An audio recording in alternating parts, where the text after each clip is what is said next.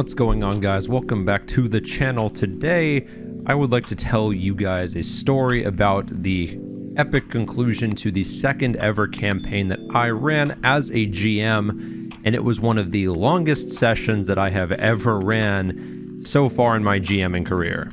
Hey, really quick editor's note, this is just a story with no crazy edits visually or anything, so if you would like, you can just throw this on in the background and listen to it as you would any podcast. Anyway, let's continue.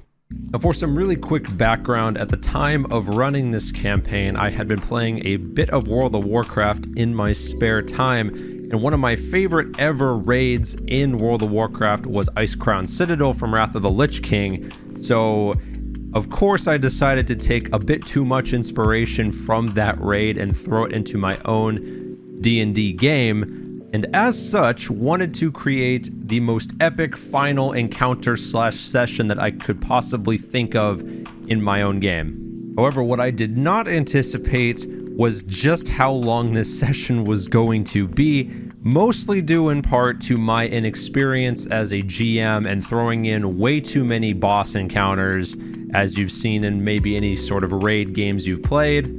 These sessions usually started around somewhere like 6 p.m. and would go to about 10 p.m. I told everybody to be at the session about 2 hours early, like 4 p.m., so that we could end at our normal time and everything would be okay.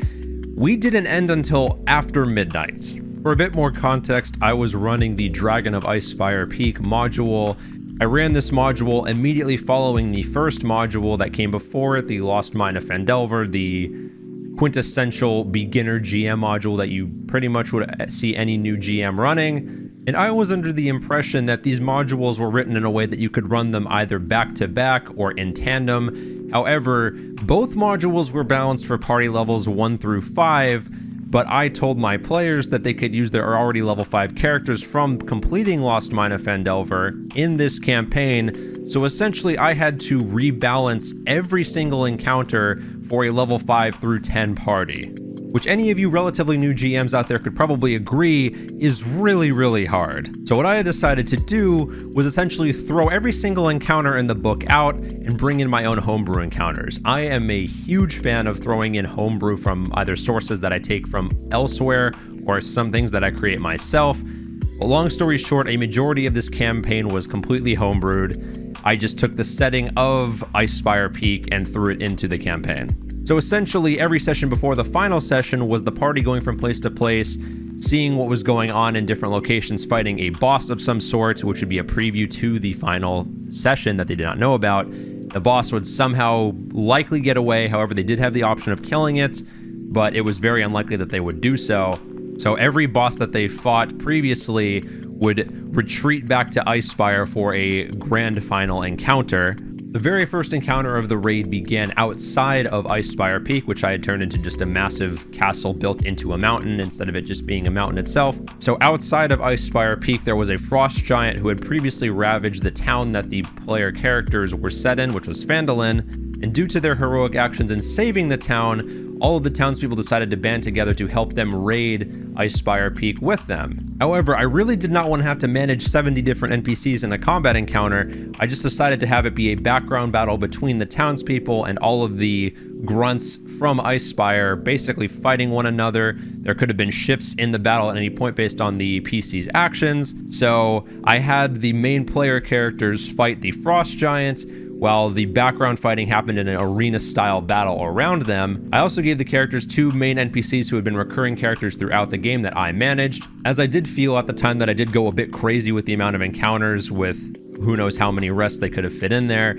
so I wanted to give them a little bit of help. The fight was mostly trivial, however, as the PCs were full on health and spells. However, the frost giant did end up leaving a significant wound on one of the players with a high roll boulder toss that I believe it has in its stat block. So other than one major injury, there wasn't anything too crazy about that fight. Players then managed to pry open the portcullis that was guarding the inside of the keep. As the characters made their way inside the keep, the sounds of battle outside grew quieter and quieter, until there was complete silence inside of this icy cavern. Inside of the icy caverns began the second encounter, which was the Taskmaster. For some context, the Taskmaster was essentially the recruiter in heavy quotes for the big bad, who would essentially go around enslaving other people's towns and scare them into working for him using some of his pets that he had trained.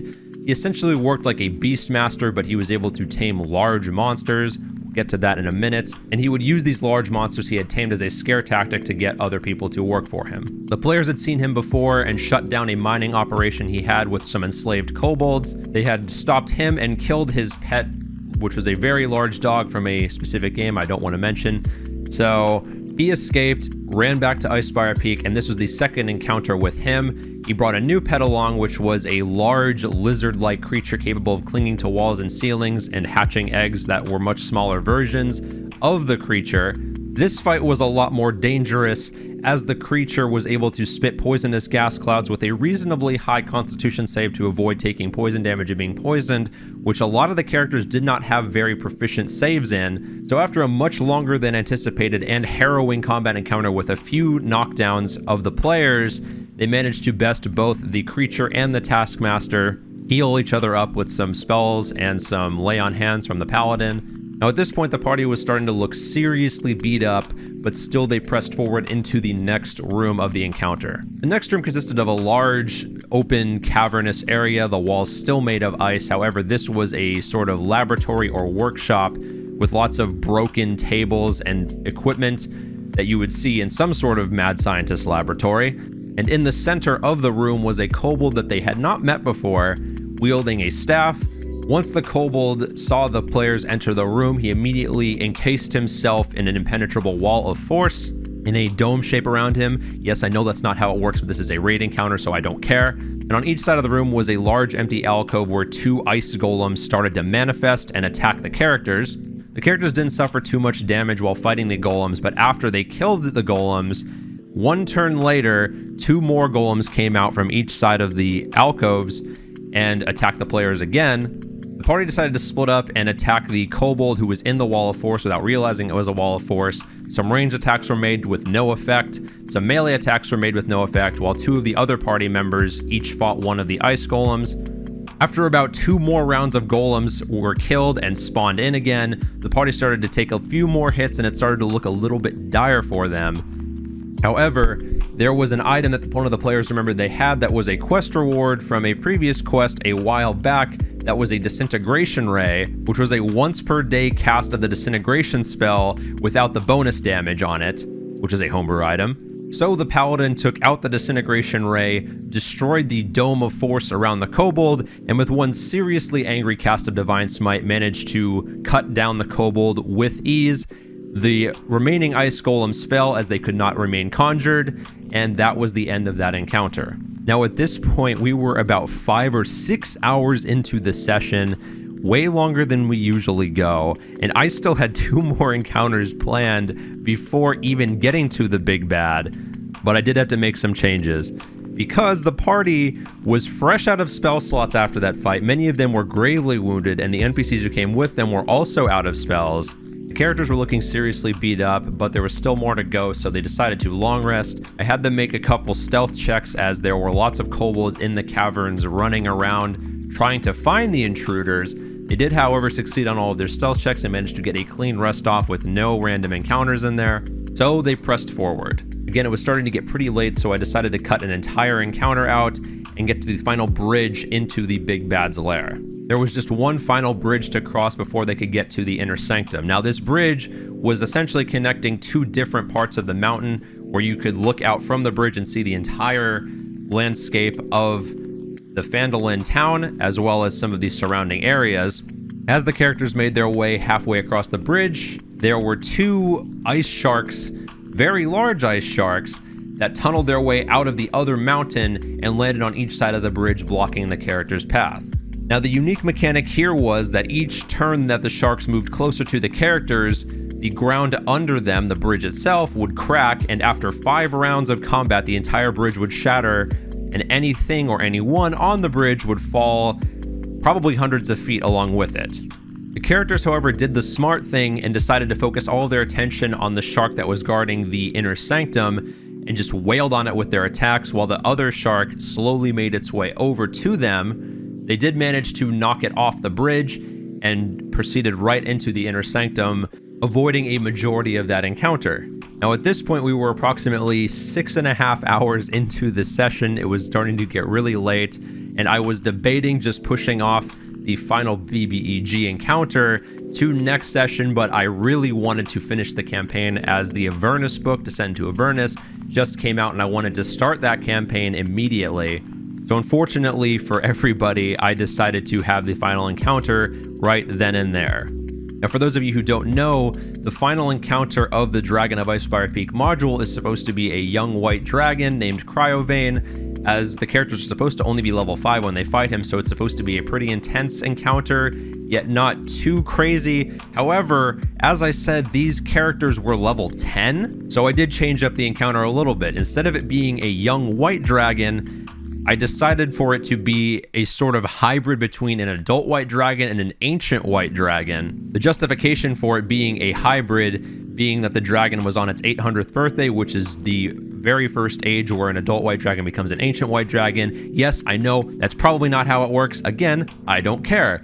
So I decided to merge the two, ancient white dragon and adult white dragon, together in the stats, basically just finding the average in between both of their stats. It was really easy to do, actually. It was a very clean number spread with their saving throws and their stats. So that's how that went. And this fight was insane. Now, as a reminder, the characters had just rested up, had all their HP, all of their spells. Their NPCs had all their HP and spells. There were two NPCs with them. There was a cleric and a fighter who were recurring characters in the campaign. Now, fortunately enough for the players, most of them got to go first. However, they did take their turn dealing a few bit of damage via ranged attacks. However, they did not, unfortunately, spread out enough. So when it came to the dragon's turn, he unleashed a very widespread ice breath, dealing about 60 to 70 damage per player, as a lot of the characters did fail their saves, taking out about half of the party's total HP in a single attack. But immediately after that, however, was the cleric NPC's turn, who had 2 casts of Mass Cure Wounds, which did get a bit of that HP back. However, it was very little compared to the amount of sheer damage that the Ice Breath did. The rest of the turn cycled through. The characters were dealing a chip damage a little bit at a time to the dragon. It came to the dragon's next turn, and the dragon barely failed the recharge on the Ice Breath, which honestly would have probably ended the entire game right there with a TPK had he gotten it back on that turn. However, the dragon, being a dragon, is not an idiot and decided to take to the air for a lot of the fight, as most of the characters were melee based, and use its tail swipe, which has a much longer range than any of the weapon attacks the characters had. But it wasn't until 2 of the characters had a genius idea of how to reach the dragon flying in the air, where the druid, being the level that they were, turned into a giant elk, which did have a much greater height than the dragon was flying. The fighter climbed up onto the giant elk, and this was over the course of a few turns, and decided to jump from the elk's head onto the dragon. And what was the entire saving grace of the fight, the fighter had a Dragon Slayer sword that they also got from a previous quest, and went absolutely berserk on this dragon, using all 3 attacks plus an action surge, managing to deal, with a lucky crit, 156 damage in 1 turn, as the Dragon Slayer sword gives you an additional 3d6 damage on each hit against any dragon, almost carving off a third or more of the dragon's maximum hit points in a single turn. And again, had this not been done, the characters would have most likely completely failed this fight from the start, as it was an attrition war that the PCs were losing bad. Because immediately after that turn ended, the dragon's turn came up. It successfully recharged its Ice Breath and knocked out 3 of the party members / NPCs. But the dragon did have to land on the ground to get a more advantageous position for a maximum damage Ice Breath. So with that, the hero of the day, the fighter, comes in super clutch and manages to land several more hits with the Dragon Slayer sword, and was successfully able to deal the killing blow, running the blade straight down the neck, decapitating it. And thus, the Dragon of Icespire Peak was defeated That was probably one of the closest fights that I have ever ran in a game, as everyone was out of spell slots by the end. The fight took about 2 hours. That was a severely condensed version of that fight. Majority of the party members were knocked out or failing their death saves, but because of some clever tactics, some very liberal use of magic items, and sheer determination, the fight was won, and thus also concluded the campaign. Each character got their own unique send-off based on the choices they had made throughout the campaign. And overall, it was a very satisfying conclusion to that campaign. One of my favorite sessions that I ever had. Everyone was super tired at the end of it. It was past midnight at that point, but everybody still had a lot of fun with it. So that is the story I wanted to share with you guys today. If you guys enjoyed this story, be sure to leave this video a like. I have a lot more exciting things coming up as well. Hopefully some new ideas for the channel that I would like to put into action. So if you guys want to see more of that, then be sure to subscribe as well. But until next time, guys, have fun, stay safe, and of course, happy gaming.